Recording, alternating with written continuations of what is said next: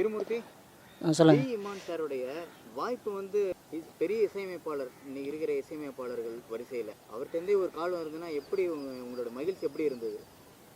நீங்கள் இதை எதிர்பார்த்தீர்களா? கண்டிப்பாக எதிர்பார்க்கல. நான் பாடின வீடியோ வந்து பசங்க நெட்டில் போட்டிருந்தாங்க. அது அப்படியே வைரலாக ஆரம்பிச்சிது. அதுக்கப்புறம் இமான் சார் பார்த்துட்டு கூப்பிட்டுருந்தாரு. ஷேர் கான்டாக்ட்னு சொல்லி பசங்கிட்ட கேட்டிருந்தார். அப்புறமா அன்றைக்கி அவர் எனக்கு கால் பண்ணி பேசினார். ரொம்ப சந்தோஷமாக இருந்தது. அவருக்கு பிடிச்சிருந்தது அப்படின்னு சொல்லியிருந்தார். மறுபடியும் பாட சொன்னாங்க. அவர்கிட்ட பாடி காமிச்சேன். ஓகே திருமூர்த்தி, நம்ம அடுத்த படத்தில் வந்து உங்களுக்கு பாடுறதுக்கான வாய்ப்பு இருக்குது அப்படின்னு சொன்னாங்க. ரொம்ப ஷாக்காக இருந்தது.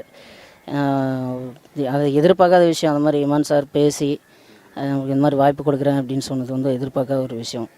இது மாதிரி வீடியோலாம் நாங்கள் ஏற்கனவே எடுத்ததெல்லாம் ஃபேஸ்புக்கில் அது மாதிரிலாம் அப்லோட் பண்ணியிருக்கோம். அப்போது சரியாக ரீச் ஆகலை. இப்போ அது நேரமாக என்னன்னு தெரில.